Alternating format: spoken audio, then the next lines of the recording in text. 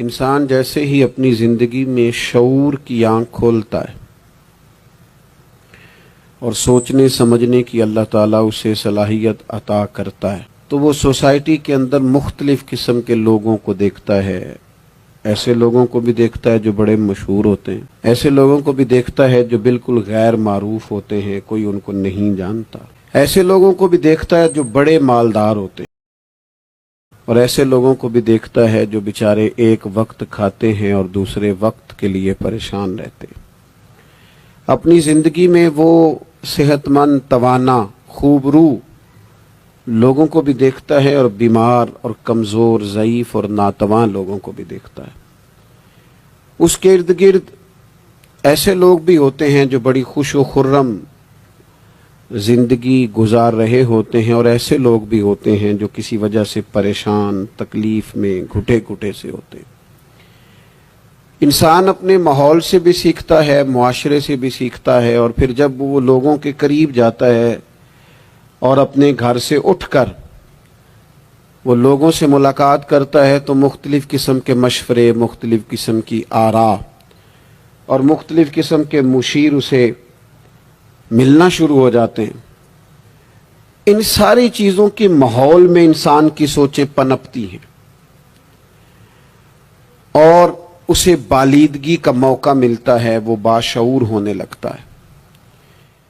پھر وہ کسی ایک جگہ ٹھہر جاتا ہے، بعض اوقات کسی مالدار کی طرف دیکھ کر پوری طرح رک جاتا ہے اور سوچتا ہے کہ نہیں، میں پیسہ ہی کماؤں گا تو پھر ہی ٹھیک ہے۔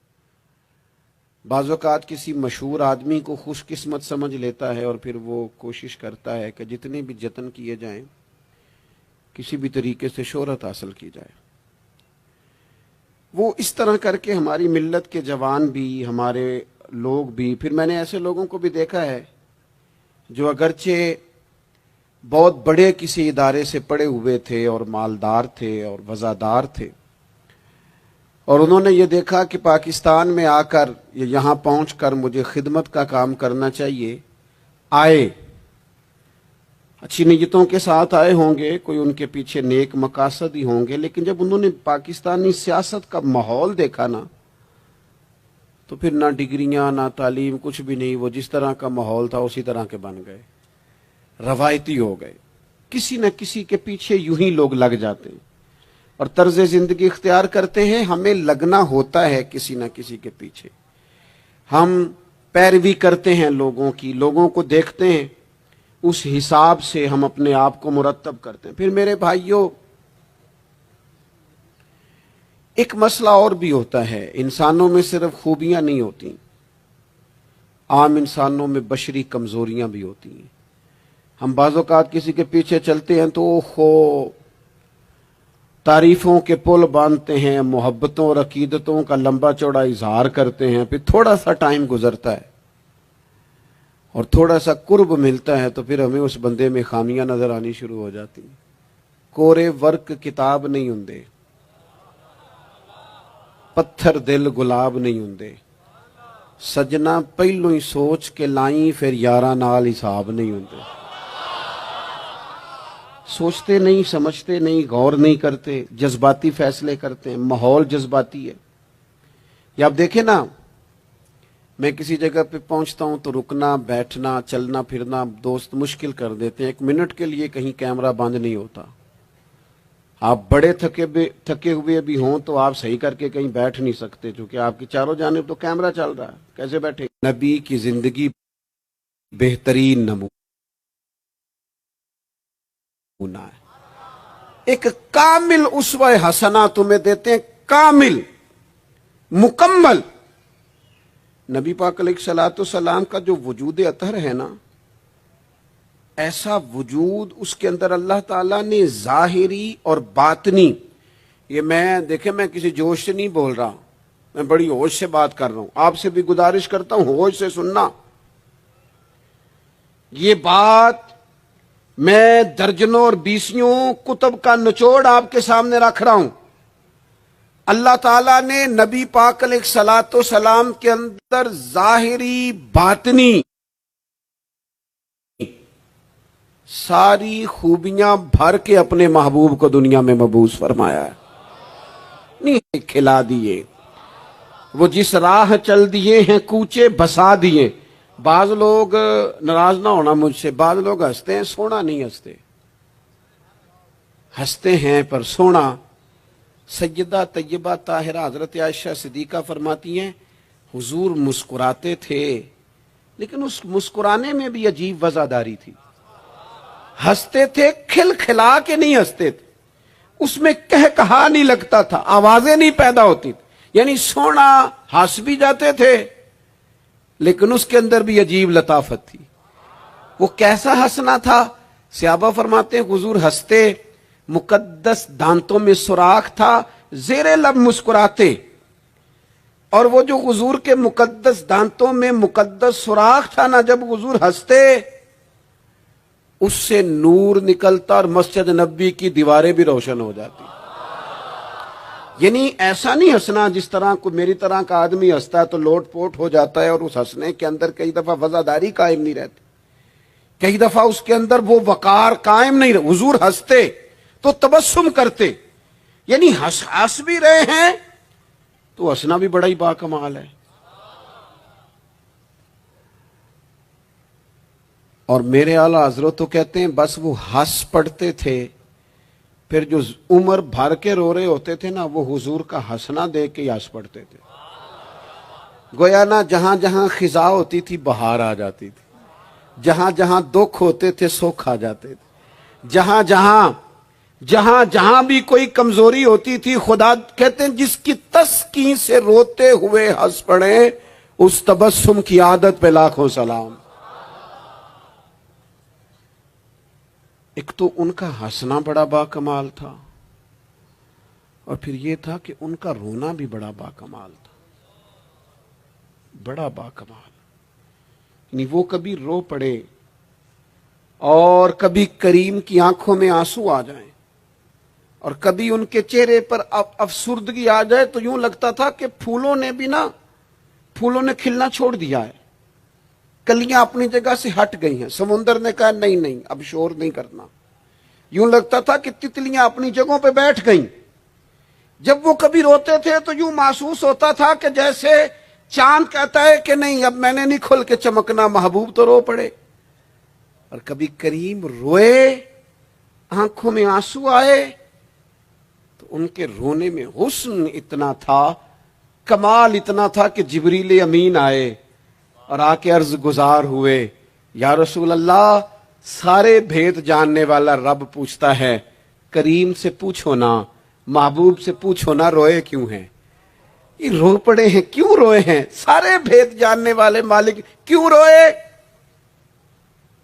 تو محبوب فرمانے لگے جبریل امت کا قیامت کا حساب، قیامت کی گرمی، اللہ تعالیٰ کا کرسی عدالت میں اپنی شان کے لائق جلوہ افروز ہونا، امت کی کمزوریاں، سستیاں، غفلتیں، ان کو یاد کر کے رو پڑا ہوں، غم امت نے نڈھال کر دیا ہے۔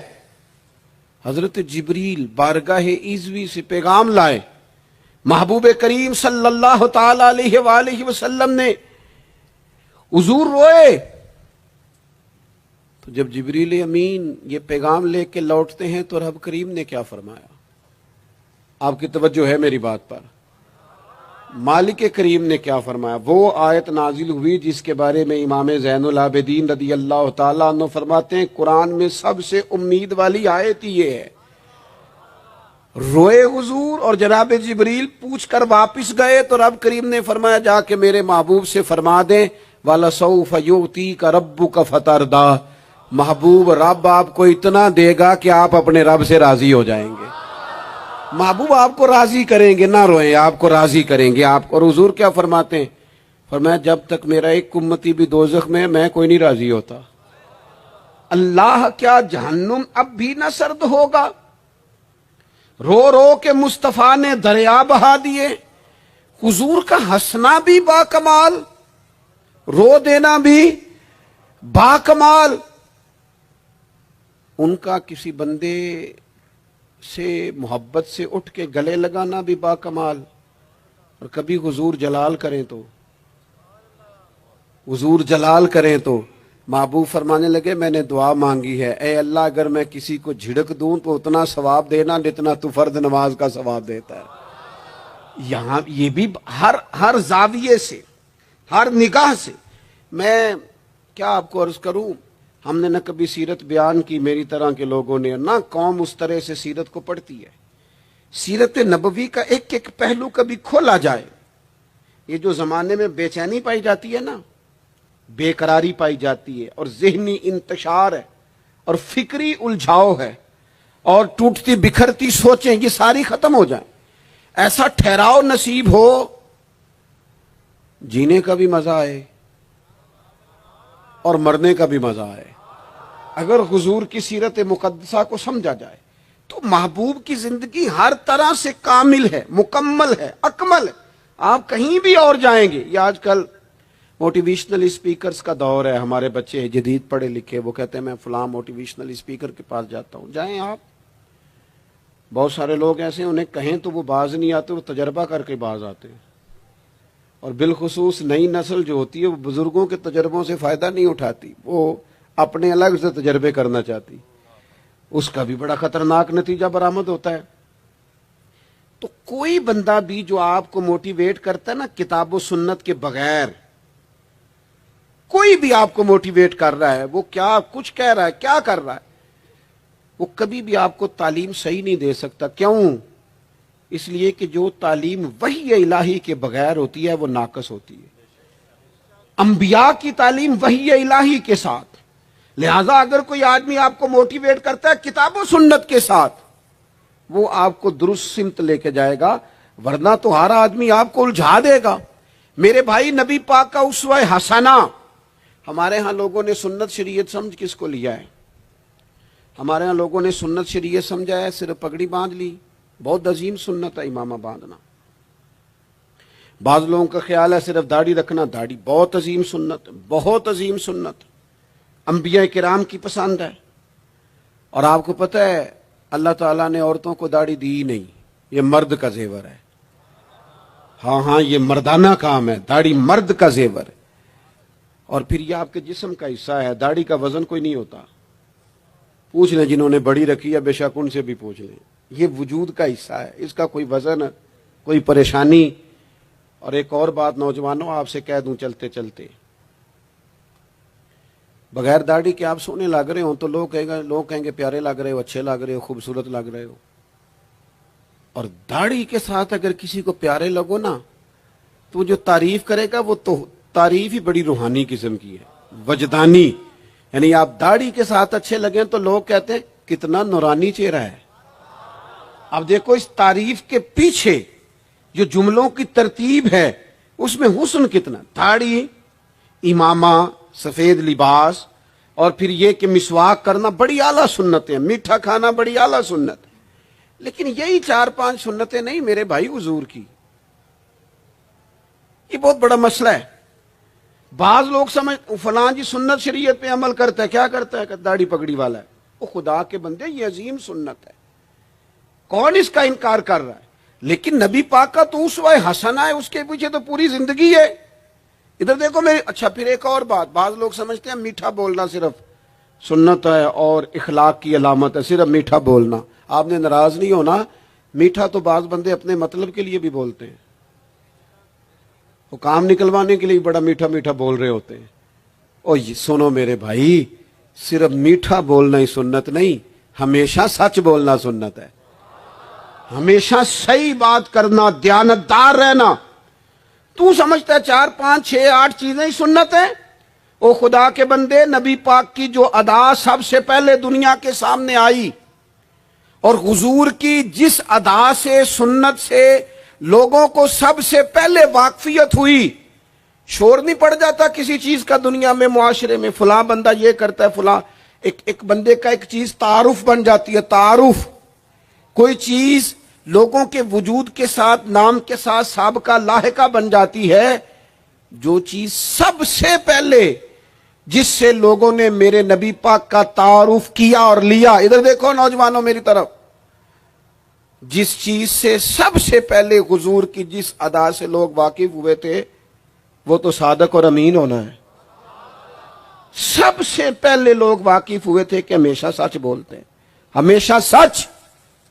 ملت کا جوان تو لوگوں کو ہنسانے کے لیے جھوٹ بولتا ہے، کوئی فائدہ نہیں، کوئی فائدہ نہیں۔ جھوٹ بولنے کے لیے ڈنگے مارتے ہیں، بڑھ کے مارتے ہیں، میں یہ ہوتا ہوں، میں وہ ہوتا ہوں۔ جھوٹ بولتے ہو، کیوں زیادتیاں کرتے ہو اپنے ساتھ؟ نبی پاک علیہ السلام کی تو پہلی ادا، پہلی سنت جس سے لوگ واقف ہوئے وہ صادق اور امین ہونا ہے، اور لوگ کمزوری دکھاتے ہیں۔ میں آپ سے عرض کروں، آج پتہ ہے میرے ملک کا حال کیا ہے؟ آج اتنے درد میں ہیں لوگ، اتنی تکلیف میں ہیں۔ امیر لوگ تو پیٹرول پہ بحث کرتے ہیں، پیٹرول پہ زیادہ تر وہ لوگ بحث کرتے ہیں جن کی گاڑیاں بڑی ہوتی ہیں۔ غریب پیٹرول پہ بحث نہیں کرتا، وہ تو کہتا ہے کرایہ 10 روپے بڑھ گیا بس کا، کیونکہ اس کو تو بس میں آنا جانا ہے، پیٹرول سے تو اس کا لینا دینا نہیں ہے۔ تو امیروں کی باتیں، تگڑے لوگوں کی باتیں۔ یہ سارا عالم، اس ملک کا سب سے بڑا مسئلہ نہ قانون کا ہے، نہ معیشت معاشرت کا ہے، اس ملک کا سب سے بڑا مسئلہ دیانتداری کا ہے۔ یہاں اگر دیانتداری ہو جائے، سچ بولنے والا، بات کرنے والا سچ بولے۔ اذان سن لیں جی پہلے۔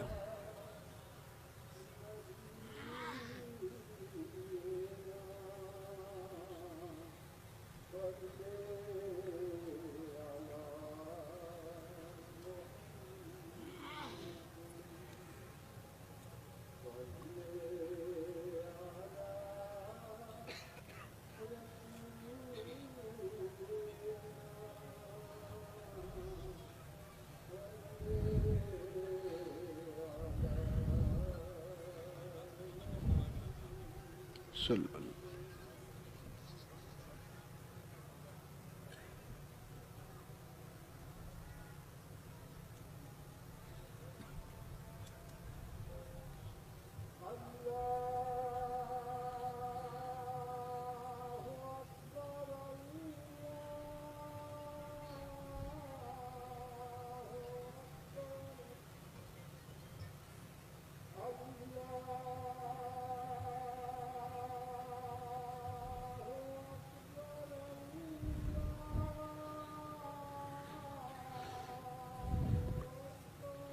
اللہ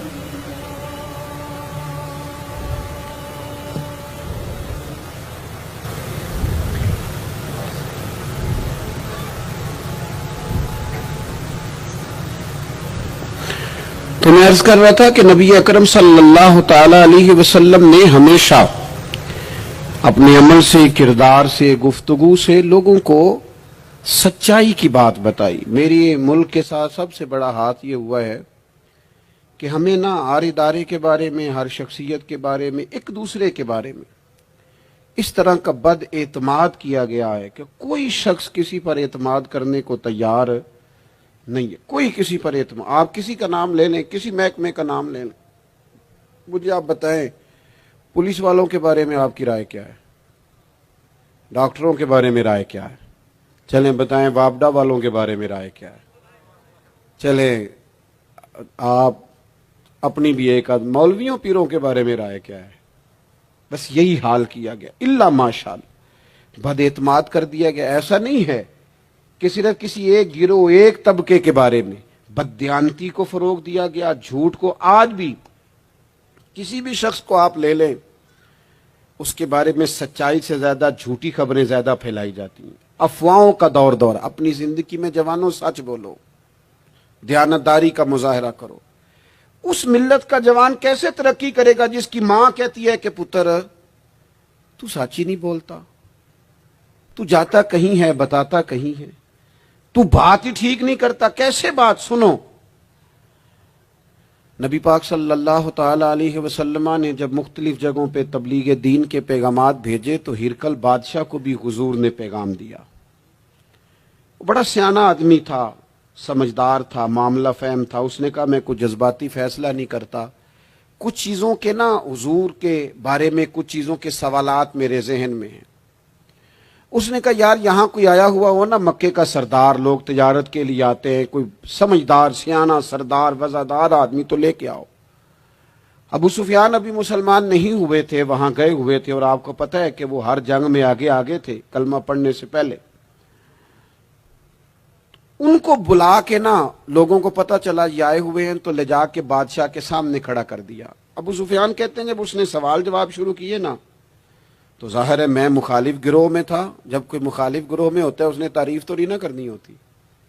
وہ صرف ہمارے ملک میں رواج ہے کہ لوگ جو پارٹی چھوڑ کے آ رہے ہوتے ہیں اس کی بھی تعریفیں کر رہے ہوتے ہیں، اور جدھر جا رہے ہوتے ہیں پھر اس کی بھی۔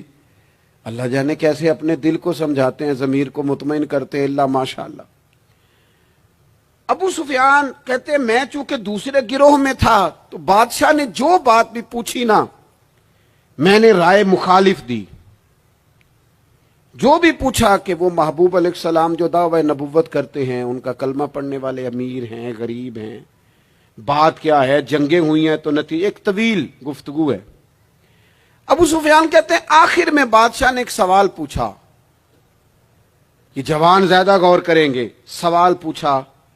ابو سفیان کہتے ہیں مجھ سے کہنے لگا وہ جس کریم محبوب علیہ السلام نے دعوی نبوت کیا ہے کیا کبھی انہوں نے جھوٹ بھی بولا ہے؟ ابو سفیان کہتے ہیں میں چپ کر گیا۔ ایک منٹ کے لیے میرے دل میں خیال آیا معاذ اللہ کہہ دوں بولا ہے، پھر میں نے سوچا یہ تو عرب کی وزاداری کے خلاف ہے کہ میں جھوٹ بولوں۔ اور پھر ابو سفیان کہتے ہیں میرے دل کے کونے سے آواز آئی میں کوئی اور بات کروں گا تو شاید کوئی تھوڑی دیر کے لیے سوچے، اور اللہ کے رسول نے جھوٹ بولا یہ تو مانے گا ہی کوئی نہیں، یہ تو مخالف نہیں مانیں گے، کافر مشرک نہیں مانیں گے۔ بادشاہ کہنے لگا سوچتے کیا ہو، بتاؤ کیا کبھی انہوں نے جھوٹ بولا ہے؟ تو ابو سفیان کہتے میرے ہاتھ میں چھڑی تھی، میں نے اٹھا کے دوبارہ زمین پہ رکھی۔ میں نے کہا بادشاہ وہ رشتے میں میرے بھتیجے لگتے ہیں، میری ان سے مخالفت ہے، میں ان کے مقابل فوجیں تک لے کے آتا ہوں، وہ ہمارے بتوں کو برا کہتے ہیں، رائے کا اختلاف اپنی جگہ پر، لیکن وہ میرے سامنے پیدا ہوئے میرے بھتیجے ہیں، میں نے انہیں ماں کی گود میں بھی دیکھا ہے، دادا کے کندھوں پہ بھی دیکھا ہے، سیدہ ختیجہ کا دولہا بنے بھی دیکھا ہے، میں نے ان کی گود میں ان کی بیٹیوں کو کھیلتے بھی دیکھا ہے۔ اختلاف اور مخالفت اپنی جگہ پر وہ کریم میرے سامنے پیدا ہوئے اور ان کے مقدس بال میری آنکھوں کے سامنے سفید ہوئے، ان کی زبان سے جو بھی نکلتا ہے حق اور سچ ہی نکلتا ہے۔ وہ اسیر دشمن کی چاہ میں بھی، مخالفوں کی نگاہ میں بھی وہ امی ہے، صادق ہے، معتبر ہے، میرا پیغمبر عظیم تر ہے، کبھی زبان سے جھوٹ نہیں نکلا۔ اللہ آپ کو جزا دے۔ سنیں جی، کچھ خطیب بغیر نعروں کے بھی تقریر کر لیتے ہیں یار، اونچی سبحان اللہ کے بغیر بھی کام چل جائے گا انشاءاللہ۔ آپ خالی سنتے جائیں نہ بھی سبحان اللہ کہیں، پھر بھی گزارا، اثر کرے نہ کرے سن تو لے میری فریاد، اور نہیں ہے داد کا طالب یہ بندہ آزاد۔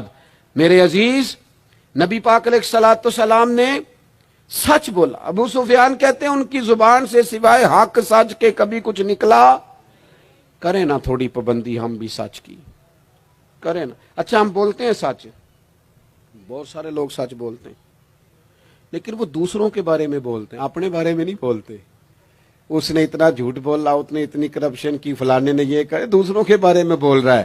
اپنے بارے میں سچ بول، اپنے بارے میں، اپنے بارے میں تو بتا تو نے کیا کیا ہے، نہ ادھر ادھر کی تو بات کر، بتا کہ قافلہ کیوں لٹا، مجھے رہزنوں سے غرض نہیں، تیری راہبری کا سوال ہے، تو کہاں تھا، اپنی بات بتا۔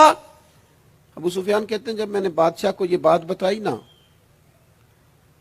اس نے چادر کندھے پہ رکھی اور وہ جانے لگا، تو میں نے کہا یار تو نے اتنی باتیں پوچھی، میں نے اتنے جواب دیے، کوئی نتیجہ، بات کا کوئی رزلٹ بھی نکلتا ہے نا، کوئی اینڈ بھی ہوتا ہے، کوئی نتیجہ بتا۔ تو کہتے ہیں بڑے تحمل سے، بردباری سے بادشاہ ہنس پڑا، ہنس کے کہنے لگا نتیجہ تو نکلا ہے۔ کہا کیا نتیجہ نکلا؟ تو کہنے لگا یار جس بندے نے کبھی بندوں سے جھوٹ نہیں بولا، وہ یہ والا جھوٹ کیوں بولے گا کہ میں اللہ کا رسول بن کے آیا ہوں؟ جو بولتے ہی سچ ہیں تو پھر گویا وہ کہہ رہا تھا مان لو کہ یہ بھی وہ سچ ہی بولتے ہیں کہ میں اللہ کا رسول بن کے آیا ہوں۔ ایک تو حضور کی اس اہم ادا کو اپناؤ۔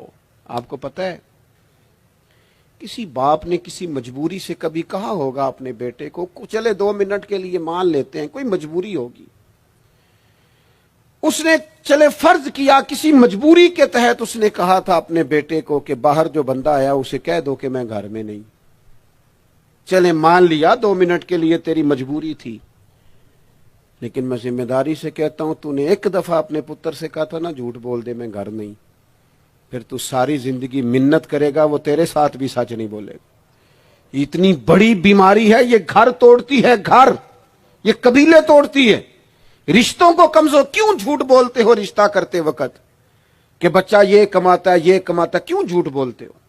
صاف ستھری 2 ٹوک بات کرو۔ اتنا بڑا رشتہ میاں بیوی کا جو اللہ کی نشانیوں میں سے نشانیاں جھوٹ پر قائم کرتے ہو۔ بیٹی کے والدین بھی اللہ ماشاءاللہ جھوٹ بولتے ہیں، یہ دے دیں گے یہ دے دیں گے، بعد میں کہتے ہیں لڑکے والے لالچ کرتے ہیں، آپ نے پہلے لالچ خود پیدا کیا، کیوں کہانیاں سنائی؟ اتنا اہم رشتہ جس کی بنیاد پر سارا گھر چلنا تھا، وہ رشتہ بد اعتمادی پر قائم ہے۔ جب ایک دوسرے پر اعتماد ہی نہیں ہے تو سکون کیسے آئے گا؟ اپنی زندگی میں سچ لاؤ، دولت لانے سے زیادہ ضروری سچ لانا ہے۔ گھر میں مہنگی چیزیں لانے سے بہتر ہے اپنے گھر میں سچ لے آؤ، دیانتداری لے آؤ، گھر بھی بچ جائے گا، قبیلہ بھی بچ جائے گا۔ ذمہ داری سے کہتا ہوں سچ بولو، دیانتدار ہو جاؤ، ملک بھی بچ جائے گا۔ اس امت کا بھلائی اس کام میں ہے، یہ حضور کا اسوہ حسنہ ہے۔ اور تیسری بات، نبی پاک کی سنت صرف مسواک لے کے دانت صاف کرنا ہی نہیں، دل صاف رکھنا بھی میرے نبی کی سنت ہے۔ دل صاف رکھنا بھی حضور کا طریقہ۔ دل بڑے بوجھ ہوتے ہیں ہمارے دلوں پر، مفت کی ناراضگی، کوئی لینا دینا نہیں۔ وہ جی فلانے بندے نے نا جی اپنی بچی کی شادی کی یا بچے کی شادی کی، رشتہ دار نے مجھے پوچھا نہیں۔ بھئی آپ کو کیوں پوچھتے، آپ کیا ہیں؟ ان کا گھر تھا، آپ بلا وجہ آپ ناراض ہو کے اپنے گھر میں کیوں پوچھتے؟ آپ کو کس کتاب میں لکھا ہے، کس شریعت میں لکھا ہے، کہاں قانون ہے آپ سے پوچھا جائے؟ وہ فلانے بندے نے میرے بارے میں بات کی ہوگی، اور یار تو اتنا اہم نہیں ہے ساری دنیا تیرے خلاف باتیں کرے، تو مفت میں ٹینشن لے گیا ہے۔ وہ جو 2 بندے دور کھڑے ہیں وہ کوئی اور بات کر رہے ہیں، تیری نہیں کر رہے۔ مفت میں اپنے دلوں میں بوجھ، مفت میں بدگمانیاں، اور جی فلانا بندہ امیر ہو گیا، کیسے ہو گیا؟ یہ تیری ڈیوٹی ہے، تیری ذمہ داری ہے۔ میرے اعلیٰ حضرت فاضل بریلوی رحمت اللہ لکھا ہے، حسد کرنے والا بندے پر اعتراض نہیں کرتا، حسد کرنے والا اللہ تعالیٰ کی تقسیم پر اعتراض کرتا ہے۔ معاذ اللہ ثم معاذ اللہ۔ وہ تو کہہ رہا ہے اسے نہیں ملنا چاہیے تھا، مجھے ملنا چاہیے تھا۔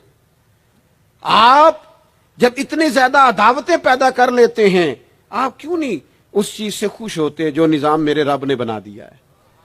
اتنی بڑی اللہ کی مخلوق ہے، لیکن ہمیں لوگ اچھے ہی نہیں لگتے۔ جس سے پوچھ لو وہ ناراض ہی ہے، ہر بندہ کسی نہ کسی سے ناراض ہے، شکوے کر رہا ہے۔ وہ چھوڑ دے یار، میں کسی شخص سے بیزار نہیں ہو سکتا، ایک ذرہ بھی تو بیکار نہیں ہو سکتا۔ جسے اللہ نے بنایا ہے وہ بیکار، میں بدعقیدہ بد مذہب کی بات نہیں کر رہا، لیکن ہم بلا وجہ ہی لوگوں سے اگر بیزار رہیں، کیوں؟ دل میں بوجھ ہے، عداوتیں ہیں۔ آپ یقین کریں، دل ہو جائے نا صاف، نیند سکون کی آتی۔ دنیا میں سب سے زیادہ مطمئن وہ بندہ ہے اللہ نے جہاں رکھا ہے وہاں راضی ہے۔ چلو ایک بات بتاؤ مجھے، ہم جس قبیلے میں پیدا ہوتے ہیں وہ قبیلہ ہماری مرضی کا ہوتا ہے کہ رب کی مرضی کا؟ جلدی جلدی بتاؤ، اتنی دیر نہ کرو، کس کی مرضی ہوتی ہے؟ تو پھر جو قبیلہ اللہ نے میرے اور آپ کے لیے پسند کیا، ہم کیوں نہیں پسند کرتے؟ جو دادا نانا چچا ماموں اللہ نے میرے لیے پسند کی، یہ رشتے اللہ نے بنایا ہے نا، تو ان سے آواز آ رہا ہے، تو ان سے تنگ ہے۔ وجہ جو اللہ نے تیرے لیے پسند کیا اسے پسند کر۔ حضرت ابراہیم ابن ادم رحمت اللہ علیہ ایک دفعہ مریدوں کے بیچ بیٹھے تھے، تو آپ فرمانے لگے دنیا میں جو کچھ ہو رہا ہے میری مرضی سے ہو رہا ہے۔ وہ بعض بندے پریشان بھی ہو جاتے ہیں جلدی کہ اتنا بڑا دعویٰ کر دیا ہے، تو آپ ہنس پڑے، فرمانے لگے اگلی بات بھی سن لو پھر کوئی تبصرہ کرنا۔ فرمانے لگے جو کچھ ہو رہا ہے میری مرضی سے ہو رہا ہے، کیونکہ میری وہی مرضی ہے جو میرے رب کی مرضی ہے۔ میں نے اپنی مرضی اپنے رب کی مرضی میں فنا کر دی۔ اب میری مرضی کوئی نہیں، سانو قید سجن دا گہنا ہے، او جنج رکھے ایسا اونج رہنا ہے۔ ہم نے چھوڑ دی اپنی مرضی، اپنا ہے ہی کچھ نہیں۔ ہم نے نہ کبھی قطرے پہ غور کیا اور نہ دریا دیکھا، بس جہاں تیری جھلک دیکھی وہیں ڈوب گئے۔ چھوڑ دو یہ اس نے یہ کیوں کر دیا؟ وہ خواجہ نظام الدین صاحب محبوب الہی رحمت اللہ علیہ کے ایک مرید نے ایک دفعہ آ کے کہا حضور بڑی ہو گئی، درگزر فقیری درویشی بڑی ہو گئی، اب جو میرے رستے میں کانٹے بچھائے گا میں بھی اس کے رستے میں بچھاؤں گا۔ وہ بڑے غصے سے بول رہا تھا، فقیر فقیر ہوتے ہیں۔ خواجہ صاحب ہنس پڑے، فرمانے لگے پتر تو زیادہ ہی ناراض ہو گیا ہے۔ کہنے لگا نہیں حضور، ہمیں کچھ کرنا نہیں آتا، ہمیں بھی سارا ہی پتہ ہے، سٹ تے پکھڑا کوار گندل اسی اور بھی بوٹیاں جاننے ہاں، ہمیں بھی سارا ہی پتہ ہے، نمٹ نہیں لینا۔ سویرے جو ہمارے رستے میں کانٹے بچھائے گا سویرے اس کی گلی میں بھی بچھے ہوں گے۔ تو حضرت محبوب الہی فرمانے لگے پتر آدھے رستے میں تیری ضد میں وہ کانٹے بچھا دے گا اور آدھے میں تو اس کی ضد میں بچھا دے گا، تو پھر تو جو عام راہگیر ہوں گے ان کے بھی پیر زخمی ہوں گے۔ تو تمہاری لڑائی میں تو مخلوق پریشان ہو گئی۔ عرض کی حضور یہ تو آپ نے ٹھیک کہا ہے۔ فرمانے لگے اگر چاہتے ہو نا دنیا کانٹوں سے نہ بھرے اور لوگوں کو تکلیف نہ ہو تو ایک دوسرے سے تکلیف چھوڑ دو۔ یہ مت سمجھنا تیرا ایک بندے سے اختلاف ہے، تیرا ایک سے اختلاف ہوتا ہے اس کے اثرات دائیں بائیں بھی جاتے ہیں۔ حضور پھر کیا کروں؟ فرمایا اسے بچھانے دے، وہ بچھاتا جائے تو اٹھاتا جا، تو اٹھاتا جا۔ ویسے بھی جو کام ساری دنیا کر رہی ہوتی ہے وہ تو سارے کر ہی رہے ہوتے ہیں، کوئی ذرا ہٹ کے بھی کرنا چاہیے۔ جتن جتن تے ہر کوئی کھیڈے، جتن جتن تے ہر کوئی کھیڈے، تو ہارن کھیڈ فقیرا، جتن دا مل کوڈی پیندا ہی ہارن دا مل ہیرا۔ کبھی بندہ ہارے بھی اپنے دل سے بوجھ اتار دے، نفرت کو دور کر دیں۔ عداوت دشمنی اگر کسی وقت رکھنی ہے تو اللہ رسول کے دشمن سے۔ اشداء علی الکفار، اپنوں کے لیے کیا ہے، خوش عقیدہ کے لیے کیا ہے، رحماء بینہم۔ میرے عزیز ترمذی میں حدیث ہے، اپنی بات کو حوالہ دے کے مضبوط کر دوں۔ ترمذی میں حدیث ہے، نبی پاک علیہ الصلوۃ والسلام نے حضرت انس بن مالک سے فرمایا تھا، اے انس، اے میرے بیٹے، تم سے ہو سکے تو صبح اس حال میں کرنا کہ تمہارے دل میں کسی کا بغض نہ ہو۔ اور اگلے لفظ حدیث کے یہ ہیں، حضور فرمانے لگے یہ میری سنت ہے، یہ میرا طریقہ ہے، اپنے دلوں کو عداوتوں سے پاک کریں۔ اور پانچویں بات، اور بس اسی کے آگے پیچھے میں نے اپنی بات کو سمیٹ دینا ہے، میرا مضمون مکمل ہو گیا۔ حضور کی ایک بہت بڑی سنت نبی پاک علیہ السلام کی ایک بہت بڑی ادا، وہ پتہ کیا ہے؟ وہ ہے دوسروں کا احساس کرنا، دوسروں کے بارے میں سوچنا، دوسروں کا خیال کرنا۔ میں ابھی آ رہا تھا تو میری گاڑی کے ساتھ کچھ دوستوں نے دوڑنا شروع کر دیا۔ میں جو ہوں مجھے اس کا پتہ ہے، میں ہمیشہ دوستوں سے کہتا رہتا ہوں آپ بزرگوں کے ہاتھ چومیں، اللہ والوں کے، اچھی بات ہے، آپ کو فائدہ ہوگا۔ میرے جیسے گناہ گار کے ہاتھ چوم کے آپ کو کیا ملے گا؟ کوئی نتیجہ نہیں نکلے گا۔ ہاں، آپ کوئی میری بات مان لیں اور اس پر عمل شروع کر دیں تو رب کریم کی رحمت صبح قیامت ممکن ہے یہ کہہ دے یہ تیری وجہ سے اس نے شروع کیا تھا، جا تیرے گناہ بھی معاف کیے۔ یہ جو ذوق ہے نا، اب ایک بندہ گاڑی کے پیچھے بھاگ رہا ہے تو مجھے اتنی سخت تکلیف ہو رہی تھی، میں نے کہا یار کیا ضرورت، دیکھو نا بیچارہ گرمی کا موسم ہے، پیاس لگے گی اور پسینہ آئے گا، کیوں بھاگ رہا ہے؟ اب میری مجبوری بھی ہے، گاڑی کو تو چلنا ہے۔ جب تک ہم احساس پیدا نہیں نہ کرتے، میرے قبلہ عالم فرمایا کرتے تھے کہ تیری گاڑی کے آگے سے کوئی غلط کراس کر گیا اور دوڑ کے گزر گیا اور کوئی سخت جملہ بھی کہہ گیا ہے، اس پر بھی تنقید نہ کر، تو اپنے دل میں اس کا احساس پیدا کر، سوچ کے، ہو سکتا ہے اسے گھر میں کوئی ایمرجنسی ہو گئی ہو۔ اپنی سوچوں کو مثبت کریں، آپ دوسروں کا احساس بھی اپنی طبیعت میں پیدا کریں، دوسروں کے بارے میں بھی سوچیں۔ میں یہاں ماشاءاللہ اسٹیج پہ بیٹھا ہوں، بڑا نرم ماحول ہے، بڑا کچھ ہے، لیکن جو دوست پیچھے دیوار کے ساتھ کھڑے ہیں نا، جن کو جگہ بیٹھنے کی بھی نہیں ملی اور کھڑے ہونے کی بھی صحیح کر کے نہیں ملی، ان کا بھی احساس پوری طرح، اور میرے خیال میں سب سے زیادہ مہمان خصوصی بھی وہی ہیں آج کی ہماری محفل کے، جو زیادہ مشکل میں بیٹھے۔ احساس اپنی کہاں تک احساس کرنا ہے؟ لو حدیث پاک سنو، اللہ کے محبوب علیہ السلام فرماتے ہیں میں نماز پڑھانے کھڑا ہوتا ہوں، نماز، کریم فرماتے ہیں میرا دل کرتا ہے میں لمبی نماز پڑھاؤں، لیکن پھر پیچھے سے نا کسی بچے کے رونے کی آواز آتی ہے، دل تھا لمبی پڑھاؤں، بچہ رو پڑا تو مجھے خیال آتا ہے اس کے رونے سے اس کی اماں کو تکلیف ہو رہی ہوگی، میں نماز چھوٹی کر دیتا ہوں، اللہ کی نماز مختصر کر دی احساس کے طور پر۔ حضور اس امام مسجد سے سخت ناراض ہو گئے تھے، صحیح حدیث میں موجود ہے، جس کے مقتدیوں نے آ کے شکایت کی تھی کہ یا رسول اللہ بہت لمبی نماز پڑھاتا ہے۔ یہاں تو لوگ احساس ہی نہیں کرتے میرے بھائی، یہاں تو احساس ہی نہیں کرتے۔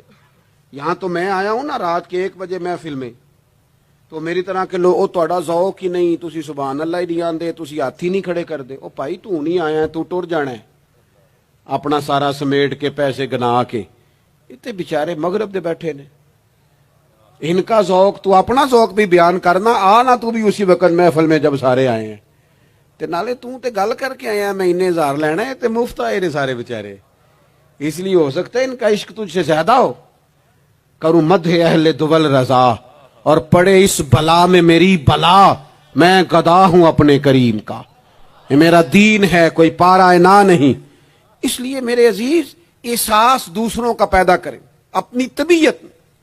ہم نا احساس نہیں کرتے، خدا را احساس کرو۔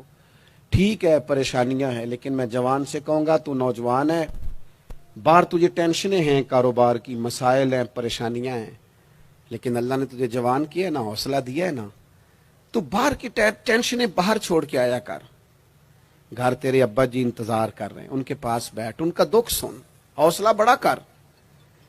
پھر گھر کے اندر تیری اماں بیٹھی ہے، اس نے تیرے سے بات کرنی ہے، کئی باتیں سنانی ہے۔ تیرا بیٹا ہے وہ دوڑ کے آیا، ابا ابا کہتے ہو، تو کہتا لے جا میری طبیعت نہیں ٹھیک۔ دنیا میں سب سے مصروف وقت رسول کریم نے گزارا ہے، لیکن حضور تو غلاموں کی بات بھی سنتے، حضور تو گھر والوں کو وقت بھی دیتے۔ سیدہ عائشہ صدیقہ فرماتی ہیں جب تک گھر میں رہتے گھر کا کوئی کام ہی کرتے رہتے، اور حضور تو نواسوں کو ٹائم دیتے، نماز کے وقت بھی ساتھ لے جاتے۔ کیوں ہم اپنے آپ سے دوسروں کا احساس نکال بیٹھیں؟ دوسروں کے بارے میں تھوڑا احساس۔ آپ تھوڑے دن پہلے نا، کچھ عرصہ پہلے کچھ لوگ آگے میرے پاس کہنے لگے کہ کوئی طالب علم، کوئی عالم مل جائے مدرسے میں سے آپ کے، اور ہم نے نا وہاں اپنے ہاں امامت کے لیے اور جمعہ کے لیے اس کو لے جانا ہے۔ میں نے کسی طالب علم سے کہا چلے جاؤ۔ وہ کہنے لگے تنخواہ کتنی دینی ہے؟ میں نے کہا کوئی زیادہ نہیں، جتنا آپ کے گھر کا خرچہ ہے اتنا اس کو بھی دے دیں۔ وہ پریشان ہو گیا، جی میں تسی نہیں سارے ہو گئے، تو اتنے پیسے دے دیں جتنا ہمارا خرچہ ہے، ہم تو صاحب ہوتے ہیں، اس کو کیسے دے دیں یہ والا خرچہ؟ تو کہنے لگے نہیں جی وہ تو ٹھیک ہے، تسی کوئی 10 چھڑو۔ اور میں نے کہا میں آپ کو وہ بتا رہا ہوں جو حضرت صدیق اکبر نے بتایا ہے۔ آپ کی تنخواہ کتنی لگائیں؟ کہا درمیانے مہاجر کا جتنا خرچہ ہے نا اتنا میرا بھی لگا دو۔ حضور گزارا نہ ہوا، فرمایا میں لوگوں کی تنخواہیں بڑھا دوں گا، جہاں سب کا گزارا ہوگا ابو بکر کا بھی ہو جائے گا۔ یہ کیا بات ہوئی کہ تیرا گزارا نہیں ہوتا تو مزدور کا کیسے ہوتا ہے؟ غریب آدمی کا احساس جب تک تجھے دوسروں کا پیدا نہیں ہوتا تو حضور کے اسوہ حسنہ تک نہیں پہنچ سکتا، تو نے نبی پاک کا طریقہ نہیں اپنایا۔ یہ پتہ ہے حضور جو غاروں میں روتے تھے اور سارا دن تبلیغ کرتے تھے اور طائف تشریف لے جاتے تھے اور عکاظ کی منڈیوں میں جاتے تھے، یہ احساس تھا، یہ درد تھا جو میرے محبوب کو لے جاتا تھا، احساس تھا۔ حضور چاہتے تھے رب کا کوئی بندہ دوزخ میں نہ جائے۔ اللہ کے محبوب رات کو روتے، دن کو تبلیغ کرتے، گلی گلی جاتے، لوگوں کو سمجھاتے۔ کوئی ایک بار دین کی بات پوچھتا، 10 بار بھی اس سے پوچھتا تو بتاتے۔ کیوں؟ احساس ہے۔ بات ختم کرنے لگا ہوں۔ سیدہ طیبہ طاہرہ ام المومنین سیدہ عائشہ صدیقہ رضی اللہ تعالیٰ عنہ فرماتی، ایک دن حضور مجھ سے فرمانے لگے، کریم فرمانے لگے عائشہ ایک بات بتاؤں تمہیں؟ یا رسول اللہ فرمائیے۔ تو کریم فرمانے لگے عائشہ جب تم مجھ سے راضی ہوتی ہو پھر بھی مجھے پتہ چل جاتا ہے، اور جب تمہارے دل میں کوئی بات ہوتی ہے پتہ مجھے پھر بھی چل جاتا ہے۔ کہتے میں نے جلدی سے عرض کی حضور میں اور آپ سے ناراض، تو فرمایا بتاؤں پھر؟ حضور بتائیے۔ فرمایا عائشہ کبھی کبھی قسم اٹھاتی ہو؟ یا رسول اللہ اٹھاتی ہوں۔ فرمایا جب ہوتی ہو نا مجھ سے راضی تو کہتی ہو مجھے محمد مصطفیٰ کے رب کی قسم، اور جب تمہارے دل میں کوئی بات ہوتی ہے تو پھر کہتی ہو حضرت ابراہیم خلیل کے رب کی قسم۔ پھر حضرت جناب عائشہ صدیقہ کہتی ہیں میں تمہیں بتا نہیں سکتی لوگوں میرے دل کا عالم کیا تھا یہ بات سن کے۔ یا رسول اللہ آپ لفظوں سے احساس کا پتہ کر لیتے ہیں، کوئی سوچ کیا رہا؟ یہاں تو گھر والے پورا احتجاج کریں۔ احتجاج میں ایک دفعہ کہیں کھانے کے لیے گیا تھا تو میں نے کہہ دیا کھانا بڑا اچھا پکا ہے۔ ایک آدھ اور بزرگ سے بھی میں نے وہ بات سنی تھی، پھر وہ پریکٹیکلی میرے ساتھ ہوں، میں کھانا بڑا اچھا ہے جی۔ تھوڑی دیر کے بعد نا گھر کے اندر سے رونے کی آواز آنے لگی۔ تو مناسب تو نہیں ہوتا کسی کے گھر کے مسئلے میں ایسی بات پوچھنا، لیکن وہ جب ماحول زیادہ ہی بڑا تو میں نے میزبان سے کہا کہ خیر تو ہے گھر میں سب ٹھیک ہے؟ تو کہنے لگے آپ کی وجہ سے رو رہے ہیں۔ میں نے کہا کہنے لگے آپ نے بڑی تعریف کی ہے نا، کھانا بڑا اچھا پکا ہے۔ تو میری بیوی ہے تو عزیزوں میں سے، پر وہ گھر غریب ہے۔ اس نے کہا 14-15 سال ہو گئے اس گھر میں کھانا پکاتے، آج تک نہیں کسی نے کہا اچھا پکا ہے۔ میں غریب کی بیٹی ہوں، آج وہ تعریف سنی ہے تو دل کسی اور طرف ہی چلا گیا ہے۔ اتنا بھی احساس نہیں جو صبح سے گرمی میں کھڑے۔ آپ کو پتہ ہے نبی پاک نے کبھی کھانے میں نقص نہیں نکالا تھا۔ سیدہ عائشہ کہتی ہیں پسند ہوتا تو کھا لیتے ورنہ چھوڑ دیتے، کبھی عیب تو ہنڈیا پھینک دیتا، آنا گرمی میں تو بھی کھڑا ہونا، جہاں اماں کھڑی ہے، بیوی کھڑی ہے، بہنیں کھڑی ہیں، کھڑا ہونا 10 منٹ تو بھی۔ احساس ہی نہیں، صرف اپنا ہی پتہ ہے۔ سیدہ عائشہ صدیقہ یہ حضور کا اسوہ حسنہ ہے۔ یہ طریقے اپناؤ زندگی میں، 4 5 8 چیزوں کو فقط سنت نہ سمجھو، یہ وسعت ہے حضور کے اسوہ نور میں۔ سیدہ عائشہ کہنے لگی، کریم فرمانے لگے تم قسم اٹھاتے حضرت ابراہیم کا نام لیتی ہو تو میں سمجھ جاتا ہوں۔ جناب عائشہ کہتی ہیں بس دل مچل گیا، کیفیت اور کی اور ہو گئی۔ میں نے کہا حضور پھر مجھے قسم ہو محمد عربی کے رب کی، میرے لبوں سے آپ کا نام ہی جاتا ہے، میرے دل میں آپ ہر وقت موجود رہتے ہیں۔ میرے عزیز کچھ باتیں آپ سے میں نے عرض کی، میں اپنی گفتگو پھر دہراتا ہوں۔ ایک تو حضور کی زندگی کامل ہے، مکمل ہے، اسے پڑھو۔ جس زاویے سے ہنسنا بھی با کمال ہے، رونا بھی بڑا قیمتی ہے۔